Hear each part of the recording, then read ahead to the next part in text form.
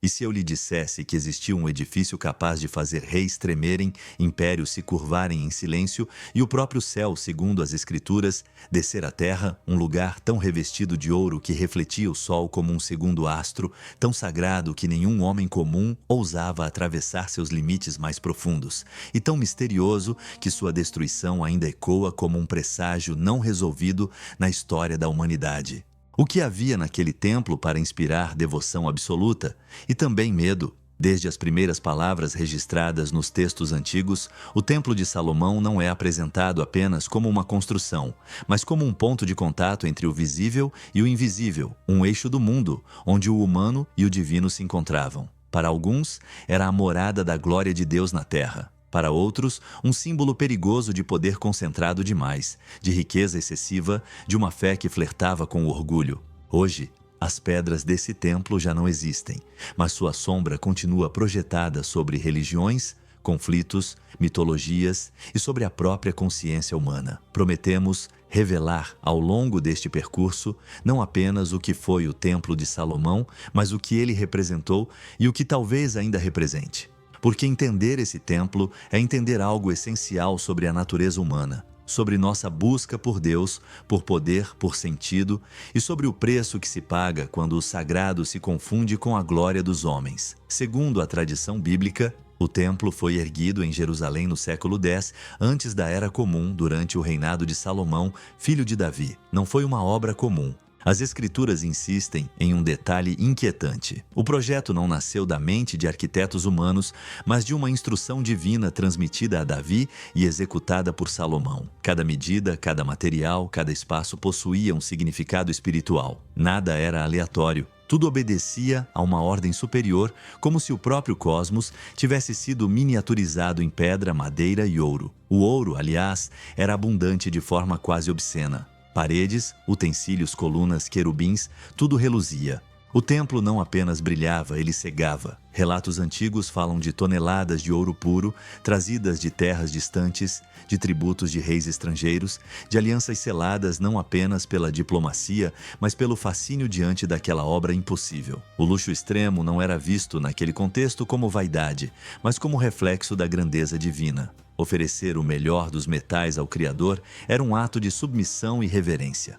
Ainda assim, surge a pergunta que atravessa os séculos: onde termina a glória de Deus e onde começa o orgulho humano? No coração do templo havia um espaço interditado, o Santo dos Santos. Um lugar tão sagrado que apenas o sumo sacerdote podia entrar uma única vez por ano. Ali repousava a Arca da Aliança, segundo a tradição, contendo as tábuas da lei. Era ali que a presença divina se manifestava de forma mais intensa, envolta em fumaça, silêncio e temor. Não era um Deus acessível, confortável ou domesticado. Era um Deus que inspirava reverência absoluta. Um erro, um passo em falso, e a morte era uma possibilidade real. O sagrado não era seguro, era poderoso. Esse conceito ecoa em diversas mitologias antigas. Templos como o de Salomão dialogam com a ideia universal do centro do mundo, presente na Mesopotâmia, no Egito, na Grécia, lugares onde os deuses tocavam a terra, onde o caos era contido pela ordem ritual. O templo não era apenas um prédio, era uma âncora contra o caos. Enquanto ele existisse, acreditava-se que a aliança entre Deus e o povo permanecia firme. Sua destruição, portanto, não seria apenas uma tragédia política ou militar, mas uma ruptura cósmica. E talvez seja por isso que sua existência causava temor entre reis, não apenas pela riqueza ou pela influência de Israel, mas pelo simbolismo. Um reino que afirmava ter o próprio Deus como habitante de seu templo não era um reino qualquer. Era uma ameaça ideológica, um lembrete incômodo de que o poder humano é frágil diante do transcendente. Mas toda a glória carrega em si a semente da queda. E desde sua consagração, o Templo de Salomão já carregava uma tensão silenciosa. As mesmas escrituras que exaltam sua construção alertam para um perigo. Se o povo se afastasse da justiça, se corrompesse a aliança, aquele lugar sagrado não seria suficiente para salvá-los.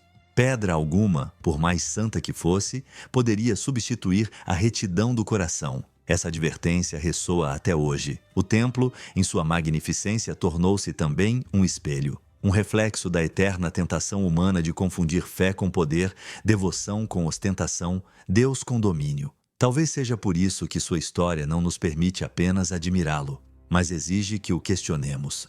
Porque antes de ser destruído, antes de virar pó e mistério, o Templo de Salomão foi um aviso silencioso erguido em ouro. Nem toda obra divina permanece se o espírito humano se perde. E é exatamente aí que nossa jornada começa. À medida que o templo se erguia como um farol de ouro no coração de Jerusalém, também se erguia a figura de Salomão, o rei cuja sabedoria se tornaria lendária. Segundo os textos sagrados, ele não pediu riquezas nem longevidade, mas discernimento para governar, e foi atendido. A sabedoria de Salomão ultrapassou fronteiras, atravessou desertos, despertou a curiosidade de rainhas e filósofos, tornando-se quase mítica. No entanto, como em tantas narrativas antigas, a mesma bênção que eleva também testa, e o mesmo dom que constrói pode silenciosamente preparar a ruína. O templo era o ápice visível dessa era dourada, não apenas um centro religioso, mas o coração político, cultural e espiritual do reino. Em seus pátios, sacrifícios eram oferecidos diariamente, acompanhados por cânticos, incenso e rituais meticulosamente prescritos. Cada gesto carregava significado. Cada oferta era uma tentativa de manter a ordem do mundo, de apaziguar o invisível, de garantir que o caos permanecesse do lado de fora das muralhas. A religião, naquele contexto, não era separada da vida cotidiana. Ela era a própria estrutura da realidade. Mas o mesmo Salomão que dedicou o templo com orações solenes também se envolveu em alianças perigosas. As escrituras relatam seus inúmeros casamentos com mulheres estrangeiras, uniões políticas que garantiam paz e prosperidade, mas que trouxeram consigo deuses estranhos, rituais paralelos, símbolos que não pertenciam àquela tradição. Lentamente, quase imperceptivelmente, a pureza do culto começou a se fragmentar. Não por uma rejeição direta ao Deus de Israel, mas por uma diluição. Um acréscimo aqui, uma concessão ali, e assim o sagrado começou a dividir espaço. Essa tensão é profundamente humana. O desejo de agradar a todos, de manter o poder, de evitar conflitos, frequentemente leva à negociação de princípios. O templo continuava de pé, brilhando sob o sol, mas algo já se deslocava em seu interior simbólico. A presença divina, segundo os profetas posteriores, não se sustenta apenas em paredes santas, mas em justiça, fidelidade e humildade. Quando esses pilares invisíveis se enfraquecem, nenhuma quantidade de ouro é suficiente. Na literatura profética que surgiria séculos depois, o templo se torna alvo de críticas contundentes. Não porque fosse intrinsecamente mau, mas porque havia se transformado para muitos em um amuleto político. O templo do Senhor, repetiam, como se a simples existência do edifício garantisse proteção automática. Era a fé transformada em fórmula, o mistério reduzido a mecanismo. Os profetas denunciavam essa ilusão com veemência, alertando que o sagrado não pode ser usado como escudo para a corrupção, nem como desculpa para a injustiça social. Esse conflito ecoa em diversas tradições espirituais. Na mitologia grega, templos magníficos também ruíam quando os deuses eram desonrados pela híbris humana, o excesso, a arrogância diante do divino. Na filosofia, Platão já alertava sobre a degradação das formas quando o bem é substituído pela aparência do bem. O Templo de Salomão, nesse sentido, transcende sua origem hebraica e se torna um arquétipo universal. A casa do sagrado ameaçada não por inimigos externos, mas pela erosão interna dos valores que a sustentam. Ainda assim, durante o reinado de Salomão, essa queda não era evidente. Aos olhos do mundo, Israel vivia seu auge. Comerciantes atravessavam rotas longínquas, reis enviavam presentes. A rainha de Sabá, segundo a tradição, ficou maravilhada não apenas com a riqueza, mas com a ordem, a sabedoria e a paz do reino. O templo era o símbolo máximo dessa harmonia aparente, um testemunho de que o divino abençoava aquele governo. Mas as narrativas antigas são implacáveis em sua honestidade simbólica. Elas nos lembram que nenhuma civilização cai de repente.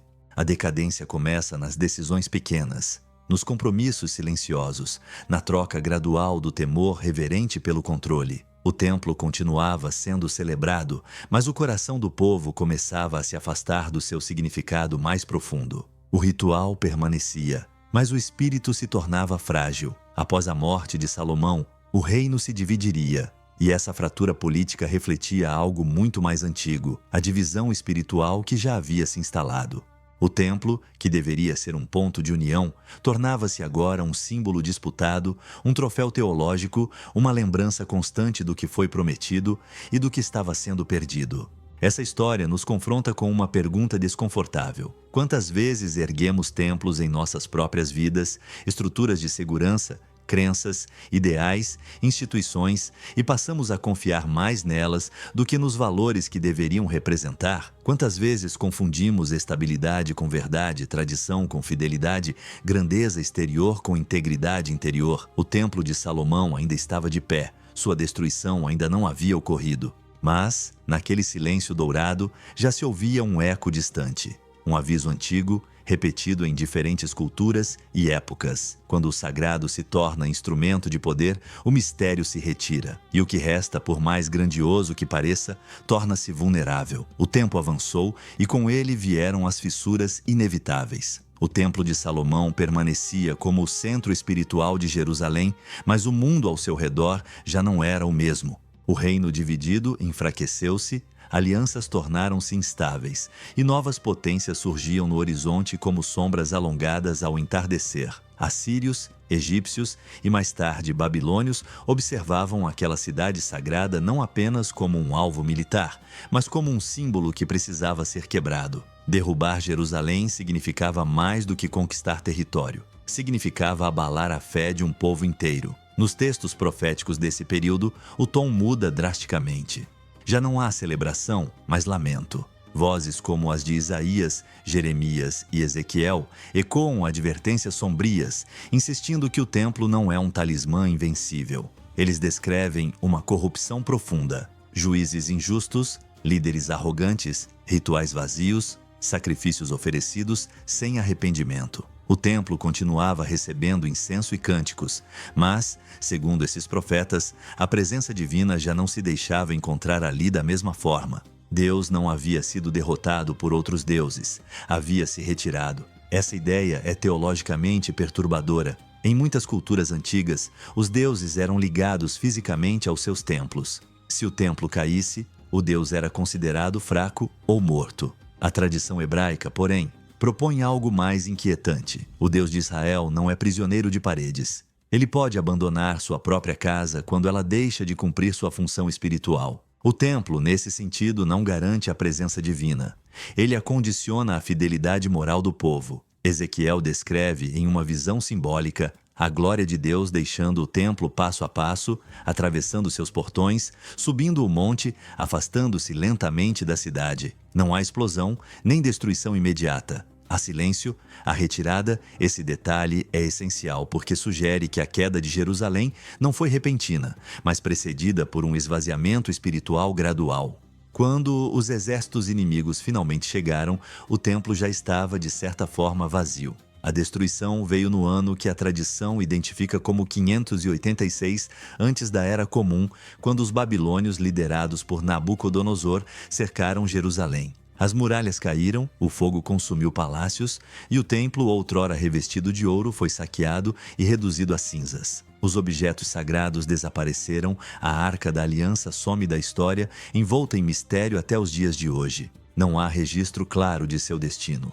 Apenas silêncio, especulação e lendas. Para o povo exilado na Babilônia, essa destruição foi um trauma existencial. Não era apenas a perda da terra ou da liberdade, mas o colapso de toda uma cosmologia. Se o templo era o lugar onde céu e terra se encontravam, o que restava quando ele não existia mais? Essa pergunta forçou uma transformação profunda na espiritualidade judaica. A fé precisou sobreviver sem altar, sem sacrifícios, sem centro físico. O Deus que antes habitava um espaço agora precisava ser encontrado na memória, na palavra, na ética, na comunidade. Esse momento marcou uma virada histórica. O templo destruído deixou de ser apenas um edifício perdido e tornou-se um símbolo da impermanência de todas as construções humanas. Poetas e salmistas lamentaram suas ruínas, mas também reconheceram que nenhuma obra, por mais sagrada, é eterna. O lamento não era apenas pela pedra caída, mas pela ilusão desfeita. a de que o divino poderia ser contido,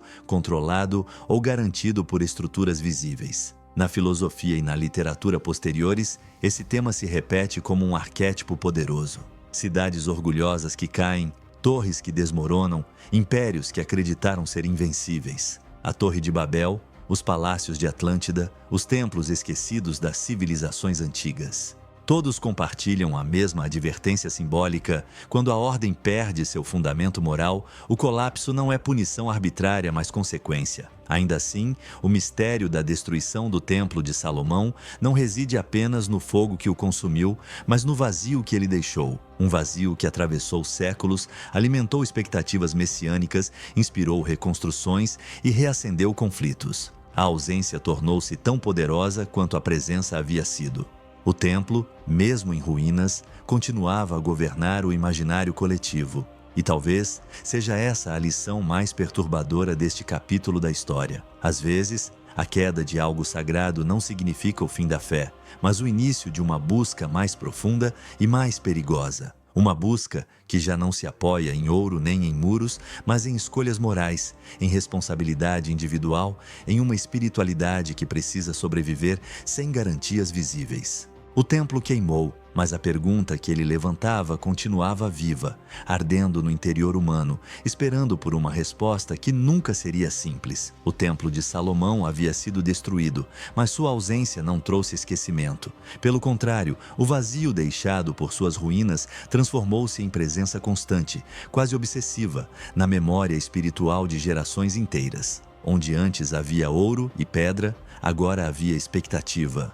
Onde antes o fogo do sacrifício subia aos céus, agora ardia o desejo de restauração. O templo perdido tornou-se mais do que um passado glorioso. Tornou-se uma promessa inacabada, um símbolo do que deveria um dia retornar. Durante o exílio e após o retorno a Jerusalém, a ideia de reconstrução ganhou contornos profundos. O segundo templo, erguido com recursos modestos, jamais alcançou o esplendor do primeiro.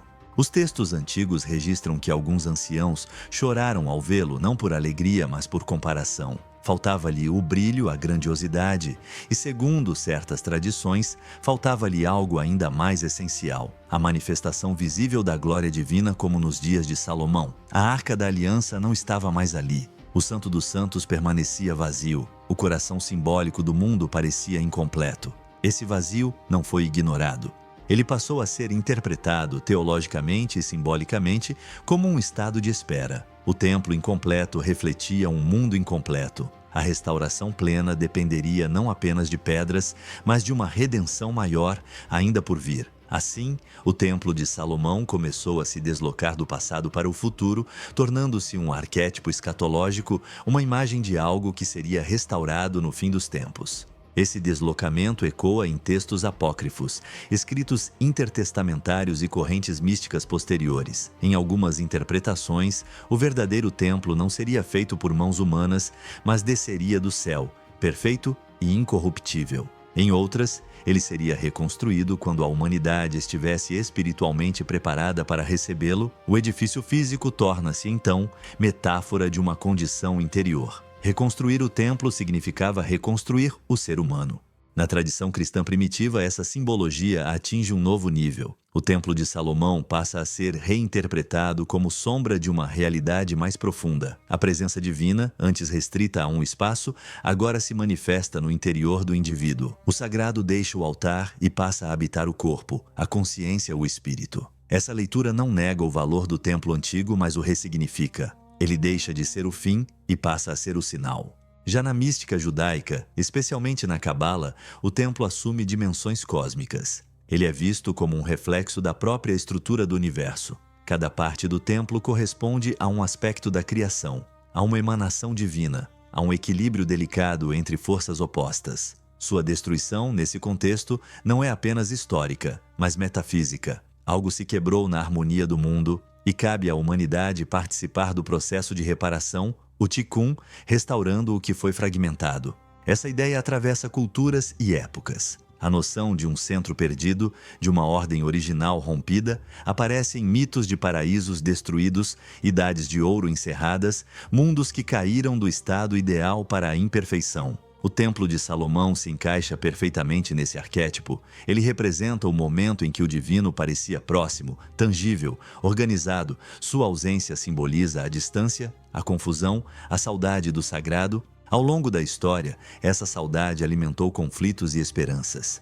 Jerusalém tornou-se o epicentro de disputas não apenas políticas, mas espirituais. Cada pedra passou a carregar camadas de significado acumuladas por séculos de devoção, dor e expectativa. O local do antigo templo transformou-se em território sagrado para múltiplas tradições, cada uma projetando ali sua própria visão de redenção. O que antes unia passou a dividir, mostrando como símbolos poderosos podem tanto elevar quanto incendiar o espírito humano. Na arte, na literatura e na filosofia, o templo continua reaparecendo como imagem daquilo que foi perdido e precisa ser reencontrado. Ele surge como ruína melancólica, como ideal inalcançável, como promessa futura. Poetas falam de templos interiores destruídos pelo tempo.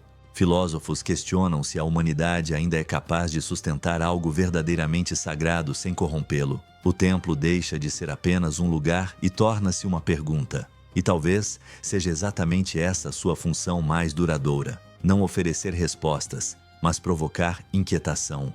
O Templo de Salomão, ausente e presente ao mesmo tempo, continua a nos confrontar com uma questão essencial. O que acontece quando o sagrado não encontra mais um lugar estável no mundo?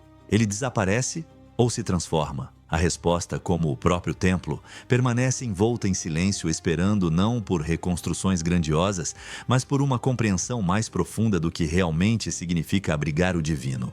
Com o passar dos séculos, o Templo de Salomão deixou definitivamente de ser apenas um evento histórico e tornou-se um espelho simbólico no qual a humanidade continuou a se contemplar, mesmo ausente. Ele passou a viver na imaginação coletiva como um modelo absoluto de ordem, sacralidade e poder. Reis, pensadores, místicos e artistas voltaram seus olhos para aquele templo desaparecido, tentando recriar, compreender ou até substituir aquilo que ele representava. A pergunta já não era apenas onde ele esteve, mas o que ele significava no íntimo da experiência humana. Na Idade Média, o templo ressurgiu envolto em camadas de simbolismo esotérico. Ordens iniciáticas, tratados alquímicos e tradições místicas passaram a enxergá-lo como um diagrama espiritual, um mapa da jornada interior do ser humano. Cada pátio, cada coluna, cada véu tornava-se metáfora de estágios da consciência. Entrar no templo significava atravessar o próprio caos interior, abandonar o profano, enfrentar o silêncio e, por fim, aproximar-se do mistério central, inacessível à razão comum. O Santo dos Santos transformou-se no símbolo máximo do conhecimento proibido, da verdade última que só pode ser tocada com temor e transformação interior. Essa leitura simbólica ecoa profundamente na filosofia. O templo passa a representar a tentativa humana de dar forma ao absoluto, de construir sentido diante do abismo da existência. Assim como o edifício exigia precisão, pureza e ordem, a busca pelo sentido exige disciplina, ética e sacrifício. Mas, como advertiam os antigos, o perigo está em confundir o mapa com o território, o símbolo com a realidade. Quando o templo se torna fim em si mesmo e não ponte para o transcendente, ele perde sua função espiritual e se transforma em ídolo. Na cultura popular moderna, o Templo de Salomão continua a surgir como um objeto de fascínio e mistério. Ele aparece em romances, filmes, teorias conspiratórias e narrativas que misturam história e ficção. Fala-se de segredos ocultos, de conhecimentos perdidos, de artefatos sagrados que teriam sido escondidos antes da destruição. Embora essas histórias não pertençam à tradição histórica ou teológica, elas revelam algo profundo, o desejo persistente de que o templo guardasse respostas finais, verdades absolutas capazes de explicar o sentido da vida e do universo. Esse desejo, porém, revela também uma tensão perigosa. A busca pelo conhecimento oculto pode facilmente se transformar em obsessão por controle. O mesmo impulso que leva à contemplação pode levar à dominação. O templo, que nasceu como espaço de reverência, muitas vezes é reinterpretado como fonte de poder secreto. Essa ambiguidade acompanha toda a história humana, o sagrado como caminho de humildade ou como instrumento de supremacia. Na psicologia simbólica, o Templo de Salomão pode ser compreendido como a imagem do self ideal, da totalidade psíquica. Sua destruição representa o momento de ruptura, crise e perda de sentido que todo indivíduo, em algum ponto, enfrenta. Reconstruí-lo não significa retornar ao passado, mas integrar aquilo que foi quebrado, amadurecer, aceitar limites. Nesse sentido, o templo nunca foi apenas um lugar externo, ele sempre apontou para dentro. Essa leitura ajuda a explicar por que o tema continua tão vivo. Em um mundo marcado por instabilidade, fragmentação e excesso de informação, a ideia de um centro sagrado perdido se torna ainda mais poderosa. Buscamos, consciente ou inconscientemente, um ponto fixo, algo que organize o caos. O Templo de Salomão simboliza essa âncora, mas sua história nos lembra que nenhum centro pode ser sustentado apenas por estruturas externas. Quando a ética se dissolve, quando o sentido se esvazia, até o mais sagrado dos edifícios se torna vulnerável. Ao mesmo tempo, há esperança nessa narrativa. O templo destruído não é apenas um símbolo de perda, mas de transformação. Ele nos ensina que o sagrado não pode ser possuído, apenas vivido. Que a verdadeira morada do divino não é garantida por pedras ou rituais, mas pela responsabilidade moral, pela justiça, pela consciência desperta. Essa lição atravessa religiões, filosofias e culturas, mantendo-se dolorosamente atual. Talvez por isso o Templo de Salomão continue a fazer reis tremerem, não pelo que foi, mas pelo que revela. Ele expõe a fragilidade de todo poder que se afasta do espírito. Ele denuncia a ilusão de que a grandeza exterior pode substituir a integridade interior. E ao fazer isso, ele nos obriga a encarar uma pergunta incômoda. Se o templo tivesse sobrevivido até hoje, estaríamos preparados para habitá-lo? Ou o transformaríamos mais uma vez em ruína? O Templo de Salomão permanece ausente. E talvez seja exatamente nessa ausência que resida sua força final. Ele não domina mais o horizonte de Jerusalém com ouro e colunas, não concentra sacrifícios, nem define fronteiras visíveis entre o sagrado e o profano. Ainda assim, continua vivo como um símbolo que atravessa o tempo, interrogando silenciosamente cada geração que ousa contemplá-lo. Um templo que não pode mais ser tocado, mas que continua a ser sentido. Ao longo desta jornada, tornou-se evidente que o templo nunca foi apenas uma construção. Ele foi promessa, advertência e espelho. Promessa de proximidade com o divino, advertência contra o orgulho e espelho das contradições humanas.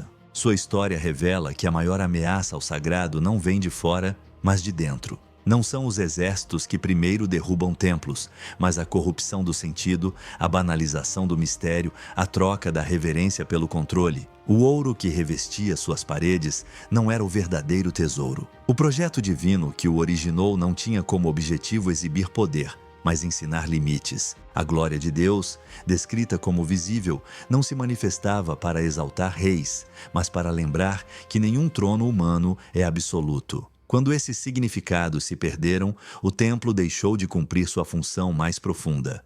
E então, ele caiu. Essa narrativa ecoa de forma perturbadora no mundo contemporâneo. Continuamos a erguer templos, ainda que com outros nomes, instituições, ideologias, sistemas, crenças absolutizadas. Investimos neles nossa confiança, nossa identidade, nossa esperança de ordem. E assim como no passado, corremos o risco de confundir o símbolo com a verdade, a estrutura com o espírito. O Templo de Salomão nos observa à distância do tempo, perguntando se aprendemos algo com sua queda. Talvez o maior mistério não seja como ele foi destruído, mas porque ainda precisamos dele, porque sua imagem continua a nos fascinar, a provocar debates, conflitos e sonhos de restauração. Talvez porque, em um mundo fragmentado, ainda buscamos um centro, um lugar onde o caos seja contido, onde o sentido seja preservado, onde o humano e o transcendente possam, ainda que por um instante, se encontrar. Mas a história do templo sugere algo mais exigente. Sugere que esse centro não pode ser imposto nem construído apenas com recursos externos. Ele exige transformação interior, exige justiça antes do ritual, humildade antes da glória, consciência antes da obediência cega. O templo verdadeiro, se existir, não será reconhecido pelo brilho, mas pela integridade. Essa conclusão não oferece conforto fácil. Ela nos retira a segurança das paredes sagradas e nos entrega a responsabilidade da escolha. O sagrado deixa de ser um lugar para se esconder e passa a ser um chamado. Um chamado que atravessa religiões, mitologias e filosofias, perguntando a cada indivíduo o que ele faz com o poder que recebe, com o conhecimento que acumula, com a fé que professa. O templo que fez reis tremerem talvez nunca tenha sido temido por sua grandeza material, mas pela verdade que ele revelava. Todo poder humano é passageiro, toda glória exterior é frágil, e nenhum povo, nenhum líder, nenhuma era está acima da justiça. Quando essa verdade é esquecida, até o mais sagrado dos lugares se torna silêncio e ruína. E agora a pergunta permanece, ecoando entre as pedras que já não existem. Se o divino ainda busca uma morada no mundo, onde ele encontraria espaço hoje? Em edifícios grandiosos ou em consciências dispostas a sustentar o peso do sagrado? Se esta reflexão ressoou em você, curta este vídeo, inscreva-se no canal e ative o sininho para não perder os próximos capítulos desta jornada pelos grandes mistérios da história e da espiritualidade. Compartilhe este conteúdo com aqueles que também se perguntam sobre o sentido do sagrado em nosso tempo e deixe nos comentários suas reflexões, dúvidas ou interpretações. No próximo vídeo, continuaremos explorando símbolos antigos que ainda moldam o mundo moderno porque algumas perguntas nunca deixam de nos chamar.